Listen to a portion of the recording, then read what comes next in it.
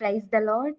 The best wishes to you and your family members in the name of God. దేవుని నామమునకు మహిమ కలుగును గాక.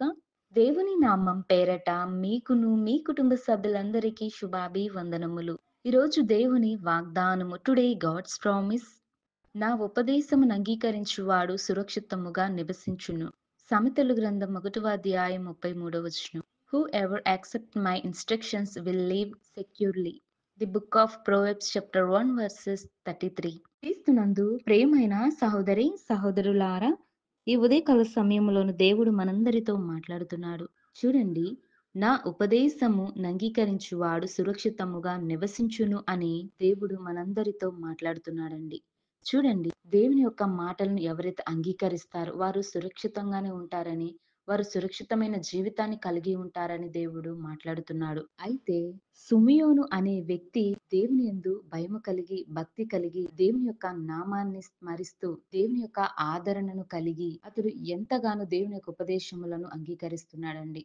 చూడండి, వారి జీవితంలో దేవుని భయం ఉంది, విశ్వాసం ఉంది, దేవుని యొక్క ప్రేమ ఉంది. కొర్నేలి కూడా దేవుని యందు భయం కలిగిన వాడే, దేవుని ఉపదేశములు కూడా అంగీకరించిన వాడే, సురక్షితమైన జీవితాన్ని కలిగి ఉన్నాడు. ఎందుకంటే దేవుని యొక్క కాపుదల, దేవుని యొక్క రక్షణ వారి జీవితంలో ఉంది. వారి కుటుంబంలో కానీ ప్రతిదీ కూడా దేవుని యొక్క ప్రేమతో వారి జీవితంలో దేవుని యొక్క ఆశీర్వాదం వారి జీవితంలో ఉందండి. అందుకే వారు దీవించబడుతున్నారు. వారు ఆశీర్వదించబడుతున్నారు. దేవుని యొక్క రక్షణను అంగీకరిస్తున్నారు. సురక్షితముగా వారి జీవితాలను ఎంతో అందముగాను దేవుడు చేస్తున్నాడండి. మరి దేవుని యొక్క ఉపదేశాలను కానీ, దేవుని యొక్క మాటలను ఎవరైతే అంగీకరించకుండా ఉంటారో వారికి నెమ్మది ఉండదు, సమాధానం ఉండదు, కోపం ఉంటుంది, ప్రేమ లేని వ్యక్తులుగా జీవిస్తారు.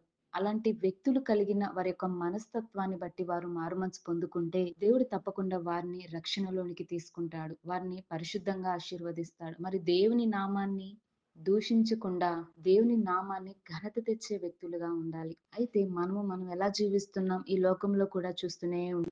ఏదో దేవుని యొక్క మాటలను పైరూపానికి బట్టి ఏదో అంగీకరిస్తున్నారు గాని, హృదయాంతరంగా కూడా ఎవరు అంగీకరించలేకపోతున్నారు. దేవుని యొక్క ఉపమానాలు, దేవుని యొక్క ఆజ్ఞలను, వీటన్నిటికి చాలా మంది దూరంగానే ఉంటున్నారు. అయితే ఎవరైతే అలా జీవిస్తున్నారో వారి హృదయాలను సరిచేసుకోనండి. దేవుని నామానికి స్తుతులు చెప్పండి. సురక్షితమైన జీవితాలను దేవుడు తప్పకుండా దయచేయగలడు, ఆశీర్వదించగలడు.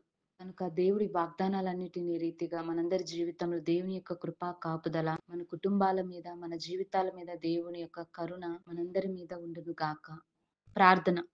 మహాపరిశుద్ధుడా, జీవము గల దేవా, నీకే వందనాలు స్తోత్రాలు చెల్లిస్తున్నాం తండ్రి. ప్రవ్వా, నా ఉపదేశమును అంగీకరించు వాడు సురక్షితంగా నివసిస్తాడని నీవు మాట్లాడి ఉన్నావు. అందును బట్టి స్తోత్రాలు దేవా. మా యొక్క జీవితాలను మేము సరిచేసుకొని ప్రవ్వా, ఎవరైతే నీ యొక్క ఉపదేశాలను అంగీకరించకుండా వారి ఇష్టానుసారంగా జీవిస్తున్నారు, వారి జీవితాలు అనేక సమస్యలు, అనేక విపత్తులు జీవితంలోనికి సంభవిస్తాయి దేవా. దయచేసి వారందరిని విడిపించండి ప్రవ్వా.